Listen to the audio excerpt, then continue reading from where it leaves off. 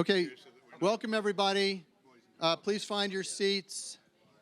I'm Bill McCarran. I'm the director of the Press Freedom Center at the National Press Club, and I'm grateful that you're all here today for this next panel, and I'm glad the panel's here.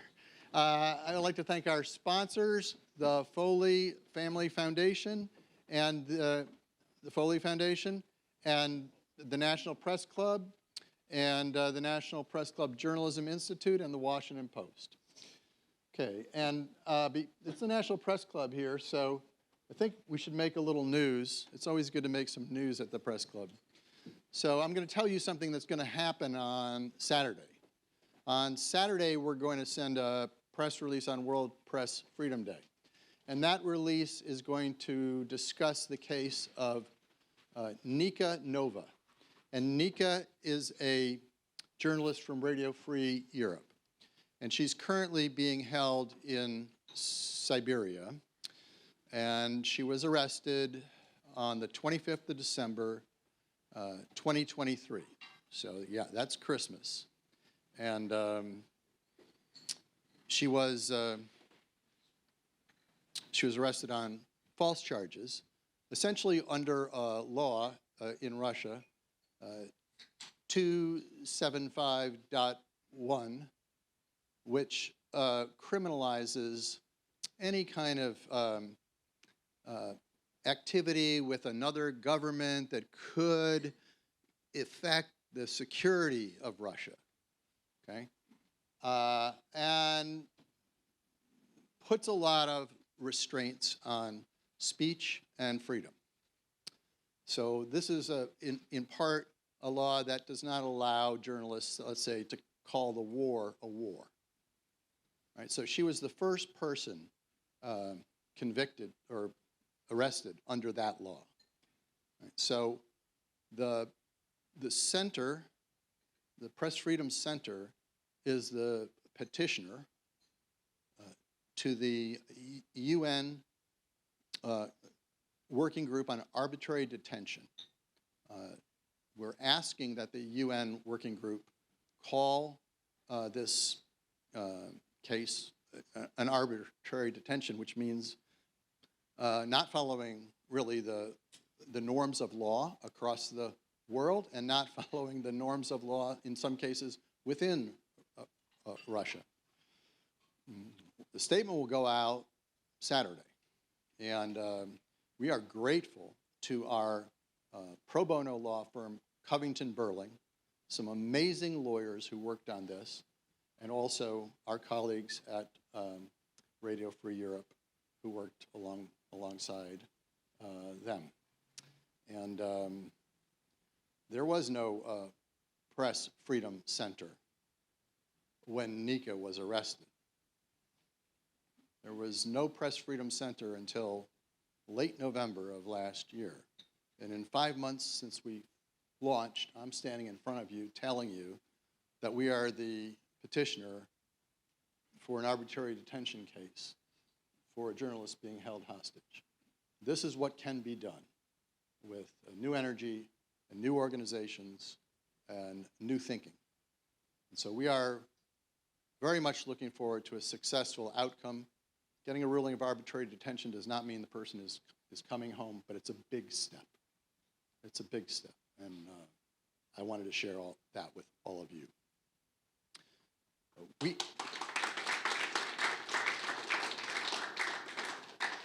So we have a tremendous panel. It is one of 8 panels we have over the course of the next several days. And I'm going to turn the mic over metaphorically. The actual mic I'm going to turn over to our friend. But to my friend, Paul Beckett, who all of you know did such an extraordinary job in working with Coalition to bring Evan Gershkovich home. Thank you. Great. Thanks very much, Bill, and thanks to all of you for joining today. Even before President Trump took office, he signaled his intent to dismantle the network of news outlets that come under the umbrella of the United States Agency for Global Media. These organizations, RFE, Radio Free Asia, Voice of America, Middle East Broadcasting Network, and the Office of Cuba Broadcasting for decades have had a mission to report independently and fairly for audiences around the world that are denied a free press. Their credibility has been an information lifeline for billions of listeners, viewers, and readers every week by demonstrating the value of freedom of the press, of reporting differing opinions, and of having the strength and confidence to report the facts.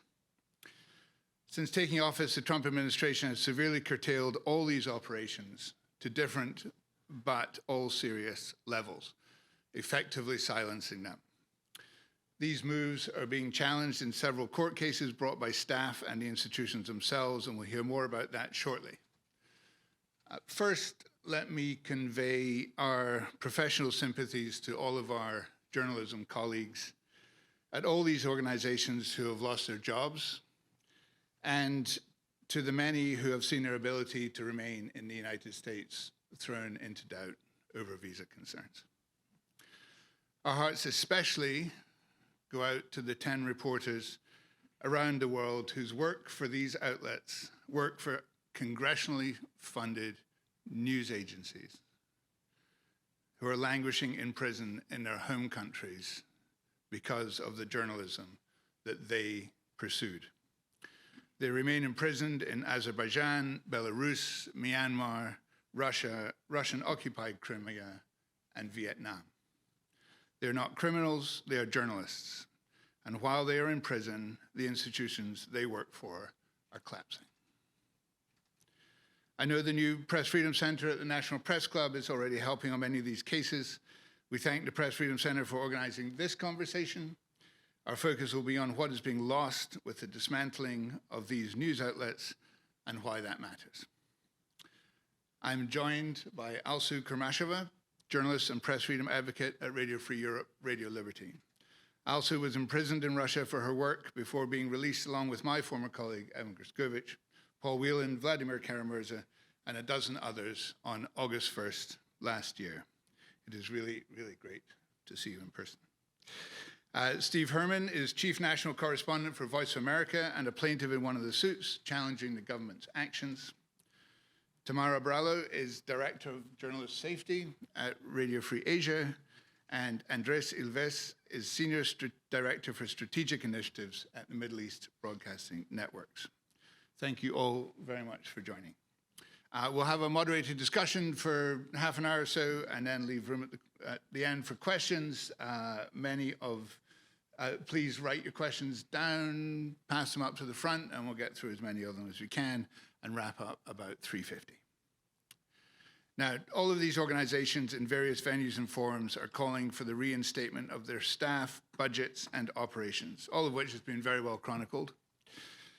Cases by VOA staff are the most advanced, with Judge Lamberth here in DC ruling that only Congress, which charters and funds these agencies, and not the executive branch, has the authority to allocate funds. That decision is now on appeal. So Steve, let me start with you. As the cases proceed through the courts, what can Voice of America as a news operation do now? What can't you do that you were doing before? And how are the staff broadly feeling about what's happened? Thanks, Paul. Well, in summary, we can't do anything.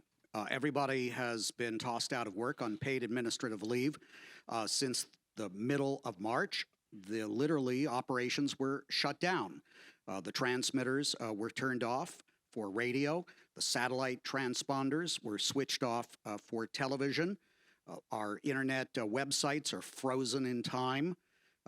There's no streaming. We're in a deep coma at best. And as you mentioned, Paul, we've had 2 federal district court judges, one in New York City and one here in D.C., that have issued, respectively, a temporary restraining order and a preliminary injunction ordering USAGM to return us all to work and resume broadcasting. The Department of Justice keeps filing requests for stays, which have been denied.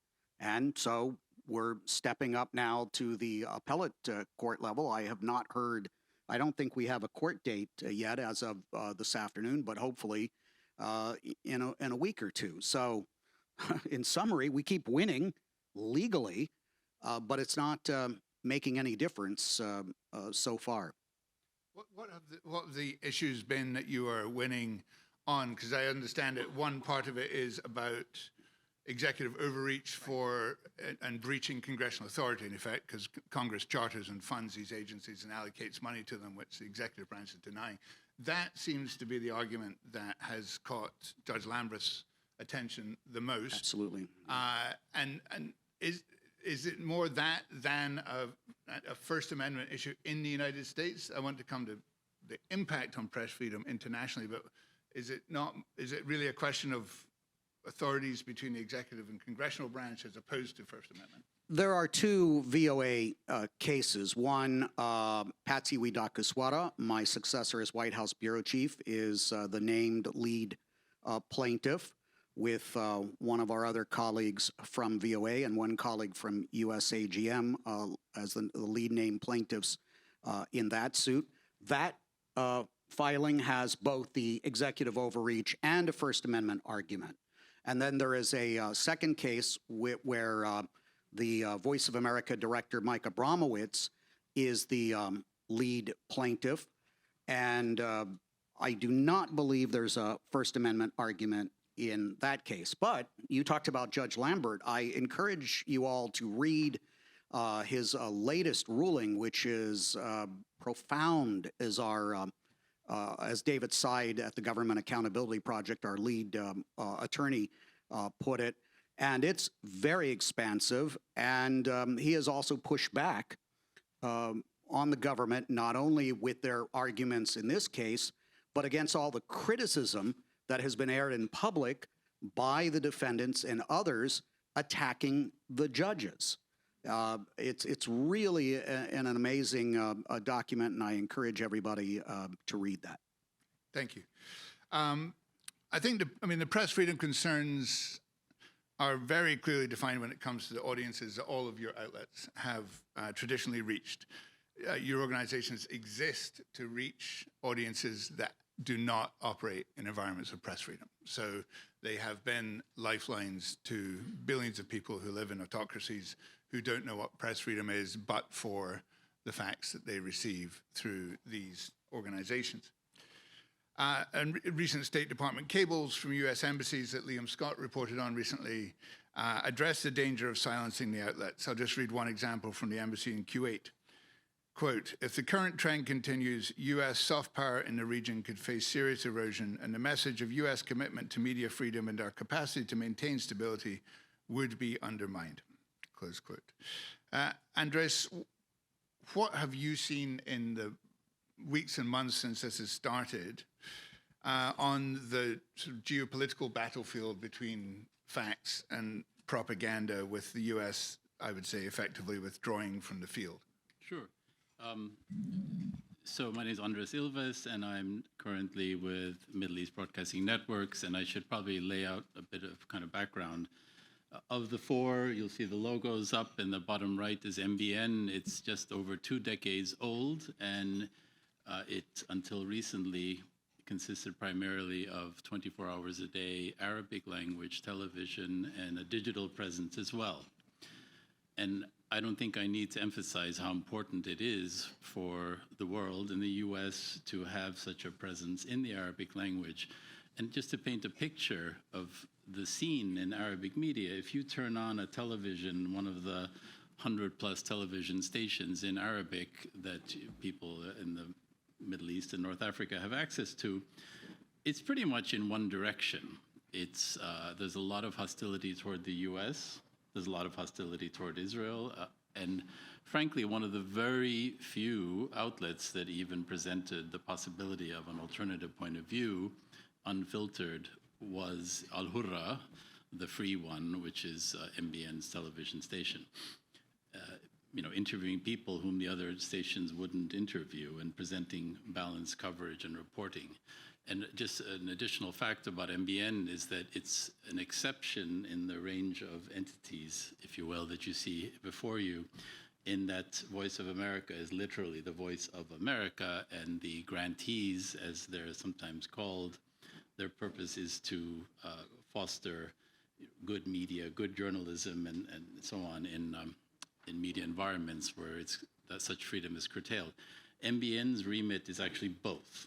It is there to actually perform that same role in terms of good journalism in the Middle East and in the Arabic language, but also to, as it's described, tell America's story.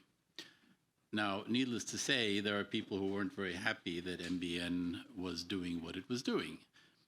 Those people in the Middle East, that is, regimes that aren't happy, and some of them aren't regimes, hostile actors.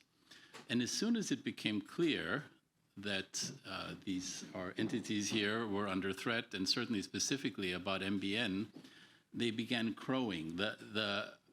And it's not just with MBN. I mean, I've read some of the accounts of government media in some of the places that Radio Free Europe, Radio Liberty broadcast to. They're extremely happy. It's an own goal, as they say in soccer. Basically, the U.S. yanking its own voice in the Middle East. It's like, great. Now, there are lots of follow-on effects from that, because we have reporters then who, which I can get to in a second, shutting down what we do means they have to go back to their country, having worked for a U.S. institution for years. That's really not fair, and it's not right. And that's the situation that lots of people, hundreds of people, have been put into. And I can talk a bit later about what that's meant for MBN. But in terms of the media environment, if you look at social media in Arabic, in the Arab world, but not just that. I mean, there's Houthi-sponsored television, Hamas-sponsored television, Hezbollah-sponsored television. They're really happy. And putting those aside, there's also Iranian state media. They think this is one of the best things that's ever happened. That's great. There was this alternative voice being presented in the Middle East, and now the U.S. pulled it. We didn't have to do anything. The U.S. government yanked it, and there's a lot of celebration, and they're taking up that media space. An important voice, has gone silent. And to emphasize, the voice that's been silenced is not the voice of the American government. It is the voice of fair, balanced, incisive, fact-based reporting versus the untrustworthy propaganda that is being put out by the autocratic regimes that like to operate in the region, right? Yep. Well, can you just convey us a bit the severity of the funding cuts? I mean, I think you have had to do, from a management standpoint, the dreadful business of seeing most of your staff cut. Yes, and so this is what happened is, imagine there you are, there's a new administration, you kind of wait to see what's going to happen. They'd appointed a new head of US AGM, the umbrella organization that oversees the grantees and VOA, L. Brent Bazell III. He even came to Springfield, Virginia, where MBN is based. And it was a kind of wait and see what's going to happen, because there would be a lot of time until he was going to be confirmed. I mean, we were given to understand there would be months. And then Carrie Lake was appointed or named, if you will, by President Trump as the new director of VOA, but that also hadn't been confirmed. So it was a bit confusing. And so there you are. I just know this from watching and hearing our CEO, Jeff Gedmin. He emailed Carrie Lake and received no reply. He emailed her again and received no reply. And now, since January 20th, I guess, famously, it's 100 days, no email of any kind has been replied to. So there's been no contact. It's not a matter of, there are different approaches. The CEO of this, nearly $100 million a year organization is not getting the emails acknowledged or replied to. It's as if we don't exist. And then what happened is Congress appropriated the funding for MBN along with other grantees on Friday, March 14th. So you think, okay, great. And then the next morning, that's, of course, when what happened at VOA happened, when everything stopped just before noon on Saturday, March 15th. But also the grantees were told that basically we operate under grants. I mean, we're basically not-for-profit organizations that are fully funded by the U.S. Congress, is that we're revoking the grants, which is not actually something they can do unilaterally.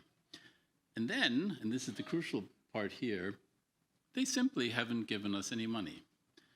And so when we talk about large numbers, budgets of $90 million and $140 million and so on, it's not as though they give you the money.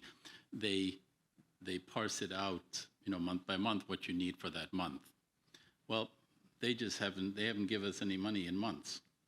So it's coming down, and I can't speak for the others, and I'm not really in a position, I don't know all the financial details at MBN either, but it is, the situation is extremely dire.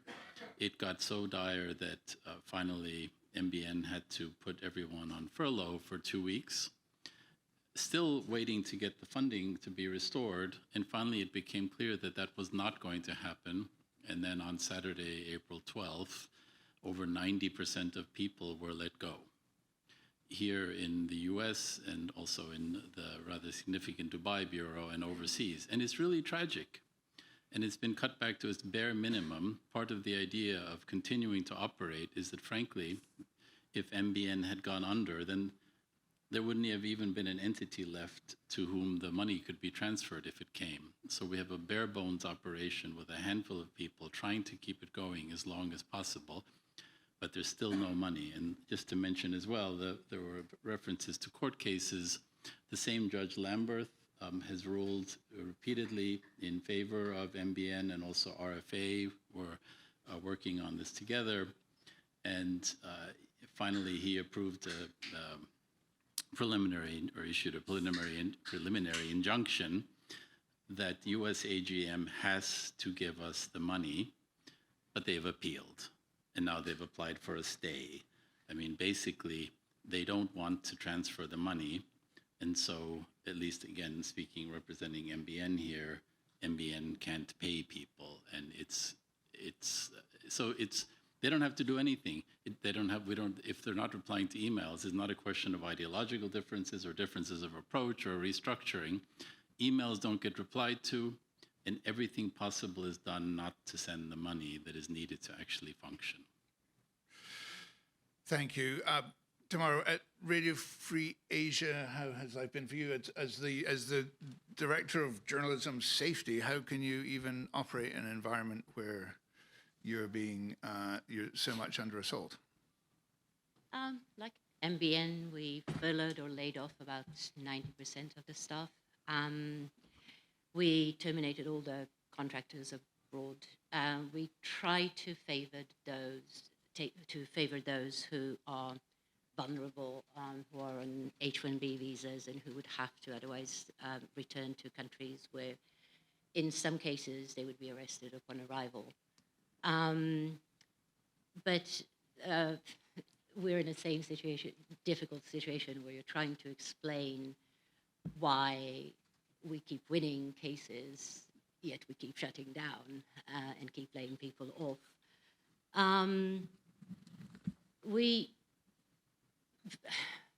It's impossible to operate. We try to do it in phases. We got a very quick reality check. I think it was March 15 for the executive order.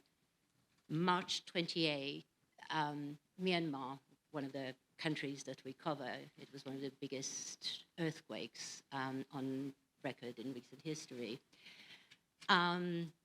It also happened 2 days after we unfortunately laid off everyone in country. It's quite difficult to explain how journalists cannot stop being journalists overnight. There's no executive order that's going to stop that. So we found ourselves in a situation where people were going to go, and we were either with our support or without it. So we rehired 2 of them to send them on their merry way, because it seemed worse for everyone's morale, for everyone's not to have coverage after decades of covering something in a field, to just cover it through the wires. And in the field, of course, there was only Chinese aid, because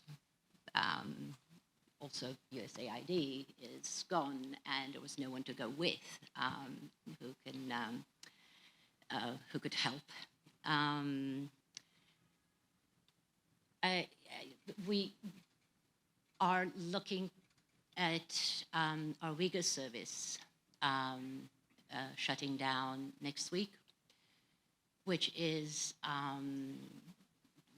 devastating thing because we have still 50 family members of our journalists who are still in prison in camps by China.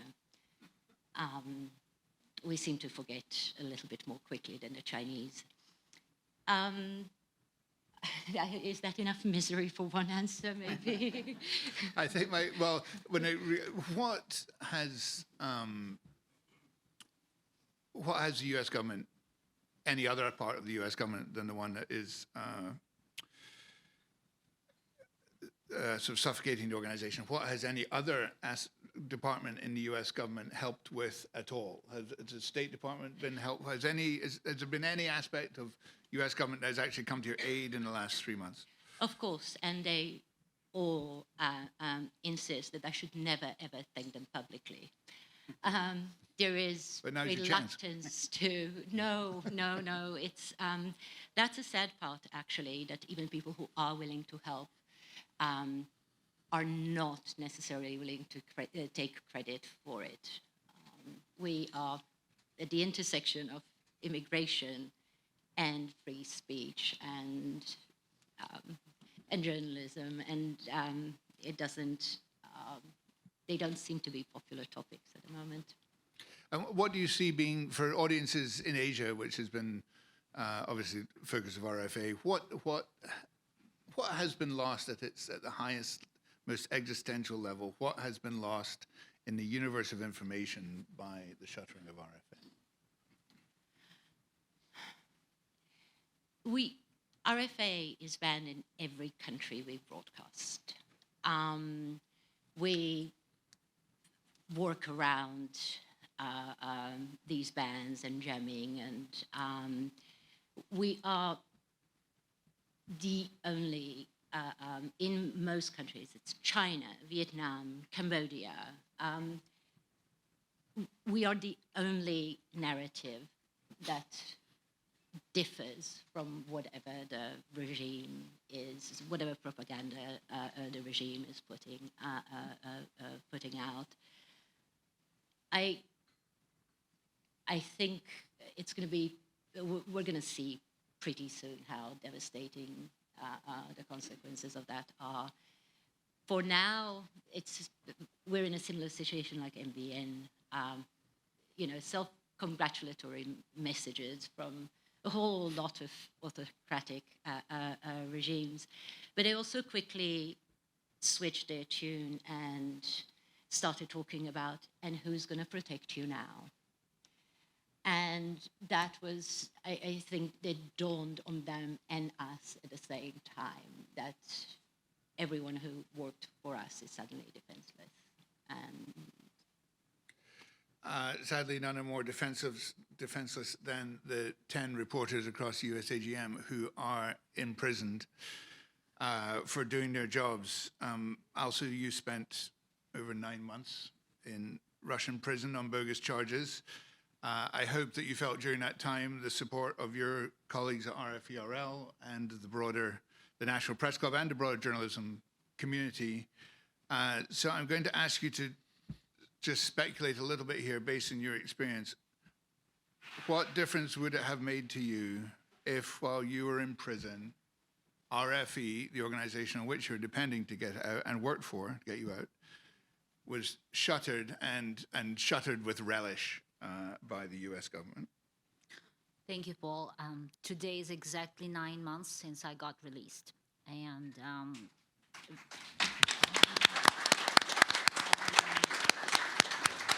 I'm here today. I'm talking to you, and I'm giving and receiving hugs only thanks to you. Thanks to unity and solidarity, you all did big and small, possible and impossible things to get me out, me and Evan Gershkovich. myself and Evan were on the 10 most urgent press freedom list last year. We are so lucky to be here in the free world, but there was Victoria Roshin, a Ukrainian journalist, who didn't make it. She died in a Russian prison. And today, actually, the new list was released, and there are 2 journalists from RFE, Ihar Losek in Belarus and Vlad Yasipenko in Crimea. And I'm looking at that list, and my thoughts and prayers go to their families and to them, because right now, what the crisis RFE is going through, the financial crisis, is devastating on their families. When I heard what's going to happen to RFE, I had 2 thoughts on my mind immediately. First, millions, dozens of millions. We have 47 million listeners, viewers every week across the globe, in the countries, more than 20 countries where we broadcast. We leave them in the dark, and that's exactly the dark that the authoritarian regimes want them to live in. We will betray them. I've done regional journalism for my whole career, more than 20 years. I still think that regional journalism the local journalism is the most impactful journalism, where you have immediate connection to your audience. I was always privileged to have that immediate connection to my audience, traveling there, and I just love that. So I pictured that audience, but that small ethnic Tatar group, 7 million people around the world, who would be deprived of getting news and information in their native language. That one thought. The other thought was our imprisoned colleagues. How am I going to talk to their families? Because since I got back, I haven't gone to the newsroom, back to the newsroom, but I'm doing press freedom advocacy. Again, the position that hasn't been at RFE, never. And my job is to work myself out of this position so we don't need it. Instead, we are creating more jobs. We have press freedom press center here, also something new, but this is the urgency. This is what we need to do. This is what we need to unite. We have to unite to get our colleagues across the network from the prisons, because I mean, attack on any of us is attack on all of us. And here in the United States, we do understand, but the solidarity around the world has to be something to be worked on. RFE still operates. We are operating on savings. People have been furloughed, but for RFE, work has always been more than just a paycheck. For us, it's a mission. We have amazing offers from our colleagues to work for free. I mean, it's wrong, but people do that because we cannot abandon our audience, because those are our families there. The audience in the areas where we broadcast to, they learned about nuclear disaster in Chernobyl from RFE, and they started giving medication to their children when they heard that broadcast about the explosion. They learned about some other things that the Soviet propaganda was hiding from them, that the Russian propaganda is hiding right now, the Iranian propaganda is hiding. They learn from RFE.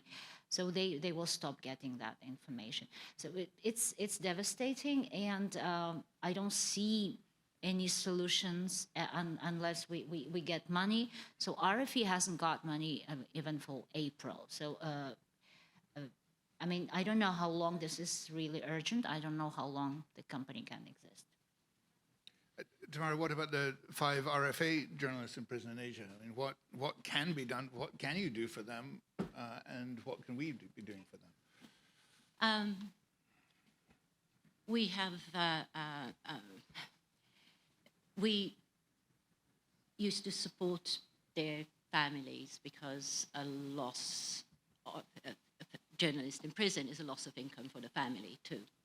and the families tend to be blacklisted. So what we've done when we realized that this is the way it's going to go, we pay them until the end of the fiscal year. So that was one of the first major things that we've done. We gave the money to families of those in prison.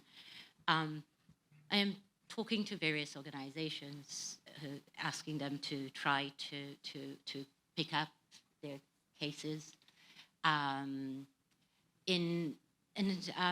know, 4 people in Vietnam are in prison. 1 is under house arrest, having been tortured for about 7 years prior to that.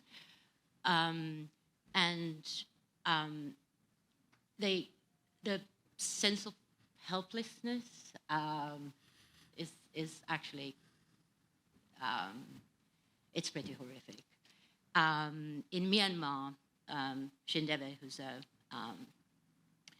she's a filmmaker who was arrested and sentenced to life in prison, which we, through to advocacy efforts, managed to somehow reduce to 15 years in prison, which is possibly the only time anyone ever celebrated 15 years in prison as a good thing. But the junta posted post-torture pictures of her on their official social media account. To leave them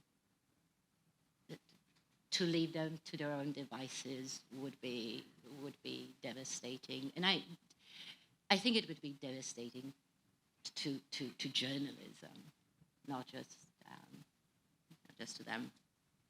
I know the Press Freedom Centre here is involved in many of those cases, but what else can we be doing for Nika Novak and your colleagues and for your colleagues at RFA? What collectively could we all be thinking about how to help? Alsu, do you want to go first? What I think that right now, advocacy for imprisoned journalists should go beyond our organizations. We shouldn't be limiting ourselves to our network. And as I got released and I started meeting people who worked on my behalf to release me, I realized that it's a brilliant network of professionals, of press freedom advocates, and the work is pretty well organized.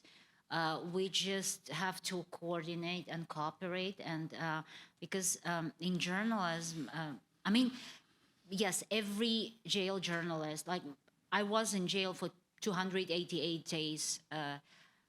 If you compare it with 5 years or life imprisonment, it's nothing, right? Like every hour of it was painful, but I'm lucky I got released. So if we see the number of journalists in prison is high, but at the same time, it's possible to work on everyone and each of them to get to release. So the art of small steps, diplomacy, bringing their names at every possible negotiations between the governments, between big companies, at the trade negotiations. I don't know, right now I'm learning myself, I'm exploring, and I think there should be ways. There should be ways, as you know. And you know what helped me in prison to keep going, thinking that when one door closes, the other should open somewhere, or at least the window. This is how I trained my mind that this will be over at some point, and the window of opportunity will open at some other place. So this is what helped, and let's stay hopeful and let's work, because I don't like the word hope very much when it's empty, but we have a strategy. All of us have a strategy. So I'm very worried about Nika Novak. We lost Nika for 10 days recently. She was in the detention center, and then she just disappeared. She was transferred to another detention center in Siberia, where it's like thousands and thousands of kilometers between the cities, and you never know. And transfer for prisoners is almost a death sentence. Victoria Roshina died during transfer. So it's I couldn't sleep. Every morning I would wake up thinking where she might be because of my own experience. I've experienced that. I know how hard it is, and I was so relieved when she reappeared at one of the detention centers where the lawyer found it. So we have a brilliant network of lawyers in every country, I know, and I mean it is possible to work on that. Steve, you have VOA colleagues in prison also in Vietnam and Myanmar. Yeah, Vietnam, we have Pham Chi Dung, and in Burma, Situang Mit. The latter has been sentenced to 12 years, including hard labor. What can or is VOA doing about that? We're shut down. We can't even go into the office. I would put that question to USAGM. We will move things along now, I think, with a quick speed round. One of the things I would like each of the panelists to talk quickly about is, in my imaginary world, looking ahead, all the court cases are successful, all the money gets distributed, the organizations are now back, in effect, statistically, to where they were in January. What are your hopes and worries about the future? And even if that all happens, are you concerned about the direction of the USAGM networks of companies?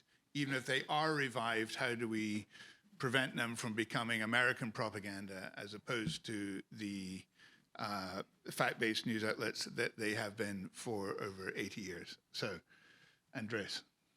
I think quite simply put, everybody just wants to get back to doing their job. I think this has been really a great, it's been a big distraction, to put it minimally. It's been a terrible blow for people who have lost their jobs because of this. I know people want to come back, and we just want to get back to reporting as we've done for 2 decades and do it well as we have been. I neglected to mention the sort of unduplicated, as they say, audience weekly of MBN was over 33 million people, and we just want to go back to serving them. Alsu? I will talk for RFE. I would, if it was up to me, I would emphasize on journalism safety, keep our journalists safe at every reporting region, and develop digital strategy, how to reach the audience using technologies. Steve? Yeah, I would just remind everybody that our audience has no idea what happened to us. 340 million people across 49 languages. And if you saw the 60 Minutes piece at the very end, my colleague, Patsy Widakiswara, she said, you know, if we're allowed to go back, what are we going back to?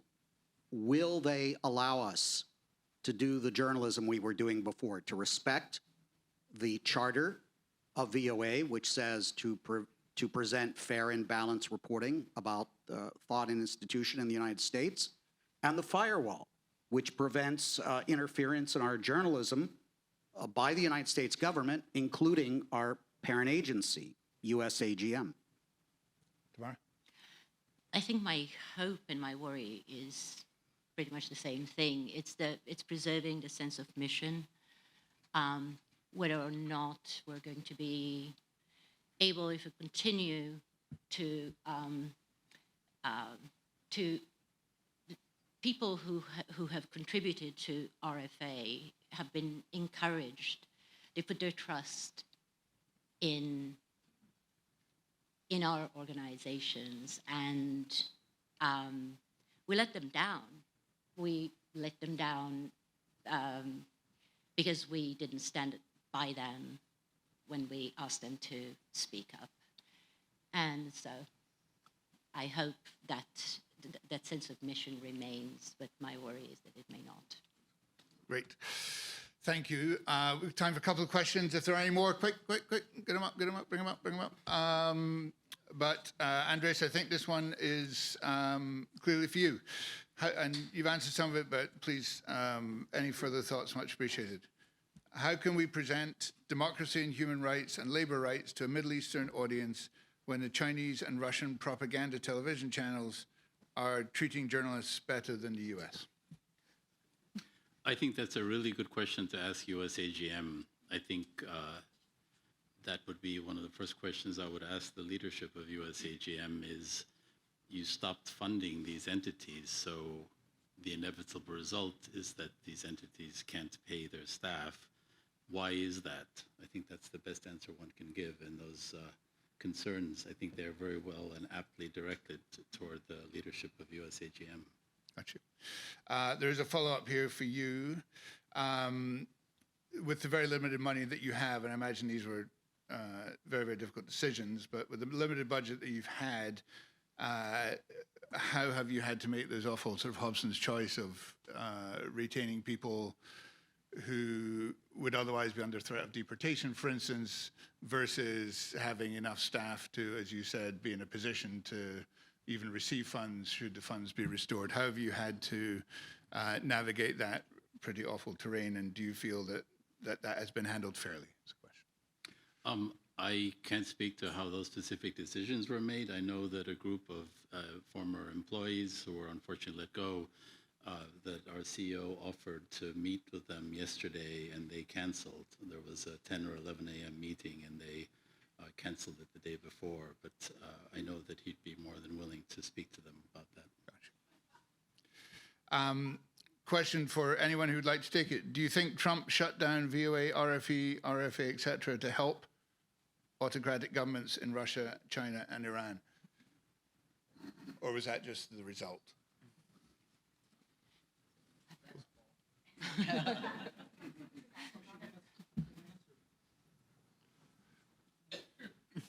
Maybe someone will ask that at a White House or State Department press conference.